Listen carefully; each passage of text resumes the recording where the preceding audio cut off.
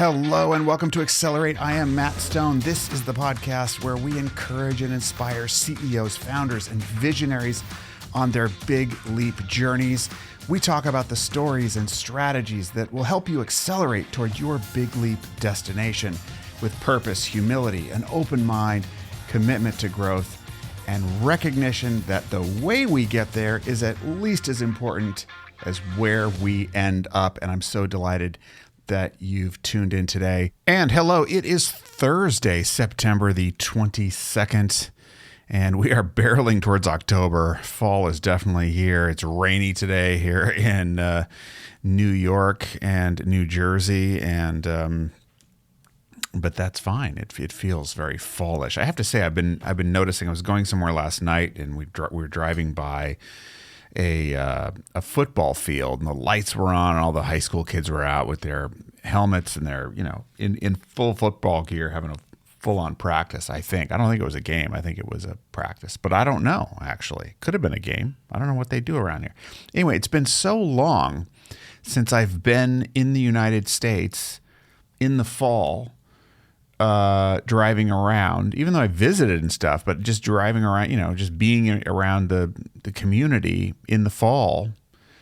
It's been a decade, and seeing the lights and the kids out running around playing football, it just instantly, it warmed my heart. I was really grateful in that moment to be here, and I'm having a lot of those moments, and it's a reminder. If you've lived in the same place for a very long time, I can tell you, if you leave that place, even if it, and you go to a place that a country that, I'm in my home country, but I've never lived in this part of the country before.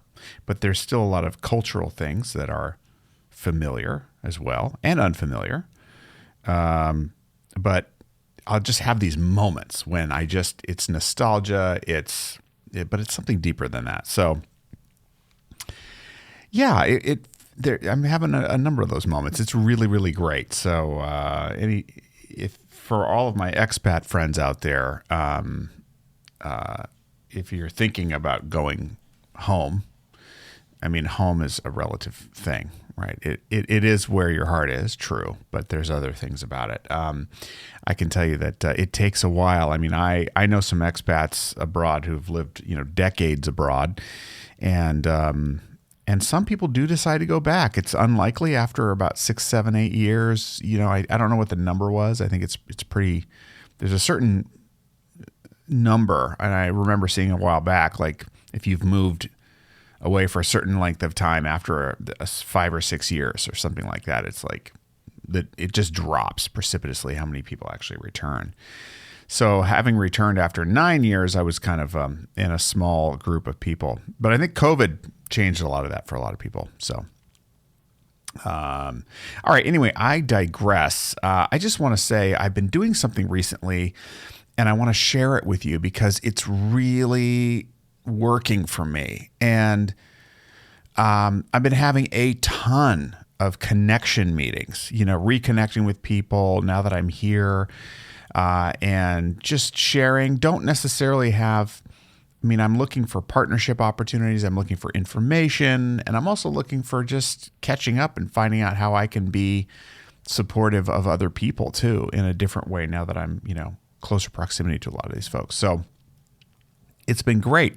Some of the calls I'm having, for example, I had a client call the other day where, because of where my mind's at, thinking about what I'm, concerned about, fearful about, hopeful about, anxious about. I've got a lot of, in some cases, what feels extreme in a moment, but a lot going on inside of me. And when that is going on, it creates the higher likelihood that I'm going to be in some form of scarcity thinking and energy if I'm talking to someone. And one little drop of scarcity in the soul when you're talking to someone and you want something to happen can really poison the conversation. And it's not necessarily a huge thing. It doesn't end a relationship or ruin your opportunity with the client necessarily. But what I've been noticing is when I work to put myself in a mindset and, if you will, a spiritual condition in the moment of truly finding a way to join that person in wherever they're at. Wherever they're at. If there's, I mean, a lot of people I talk to are very scattered. They're very busy. They're very, the pressure on them is huge. And I'll even get cases where people say, look, I've only got a few minutes and this and that. And invariably, and, I'm not, if I'm there to be of service, then time seems to extend. And after the call, there's a much better sense of something positive coming out of it that's even tangible. So what I've been doing, and I may have mentioned this in a previous podcast, but I've been doing it with more discipline, is for not every meeting, but for a lot of meetings where I think something needs to get accomplished. I'm not sure if it can be. This could be a client meeting, a potential partner meeting. But in order to get my mind in the right space, so it's not overly influenced by a feeling of anxiety or scarcity or small thinking, right? I will write out an affirmation on a little whiteboard I have. And it's different for every person, but the gist of it is always the same. It's always something around starting with may I, and it's, may I, create a space of collaboration or openness or service or whatever it is in that case.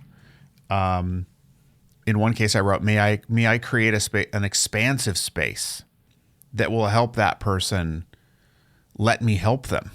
That was one that I used that worked really well. And when I do that, almost every time that I've done that, I have found myself in a situation where I'm genuinely there and I'm more present with the person and paying attention to where they're at, what they're experiencing, and then really going with that instead of going with my agenda. And it is the difference between what I like to call a task objective and a relationship objective. If I'm on the task objective side, which is not necessarily bad, what is it that you want to accomplish? What is it you want to take away from the call? That's always easy to get to. Even if you're unclear, you'll figure out what you want because we're wired to think about ourselves. But if I think about the relationship, how do I want that person to feel about me from their point of view when the call's over? Do I want them to feel supported? Do I want them to feel empowered, informed? What would they tell a colleague after the call about how they thought and how they felt about me and how I was on that call? That's a tougher one because we're all stuck in our own head and we're number one. I mean, no matter what, your brain is wired to think about you first. Everyone in your life, it thinks about them in relationship to you first. Are they a threat? Is there something you need from them, or they're going to threaten you, or whatever. So it takes real intention to put yourself, try and for a moment synthetically create this sense that, well, what is it that they might think or feel when this is over that's purely for their benefit? And it ends up leading to much more productive calls. It's a subtle shift in thinking that leads to a shift in energy that changes the dynamic of the dance of the communication, however brief. And it's so powerful. And, I've been doing business development and sales and communication for a very, very long time. This is the first time that I have used this particular technique. Man, I wish I had it back in my 20s. Oh, my goodness. So whatever you're facing, whether it's just, your accounts, if you manage accounts, if you deal with, whatever it is, we all deal with people. Going into that call, what's your affirmation? May I what? What is your role going to be? And how are they ideally going to walk away feeling? And if you don't like the word feeling, okay, You can say think. What do I want them to think about how they experienced me? I want them to feel respected. I want them to feel heard. That subtle but powerful intention will really make a difference. All right. I hope that helps you, give you something practical that you can do. Get yourself a little whiteboard or something to write it out on. I like a whiteboard because I can put it right by my desk. While I'm having the call, I'm looking at it. And then I don't usually look at it very much. Then I'm really present with the person. So take that and try it, and then let me know how it goes. Hit me up on Twitter @MattStoneCO, Instagram @MattStoneCO, and on the web, mattstone.co. Share it with friends, family, loved ones, people you respect, people who need a little daily dose of encouragement. And as always, thank you so much for listening. I can't wait to connect with you again tomorrow, Friday. And until then, be well. Bye-bye for now.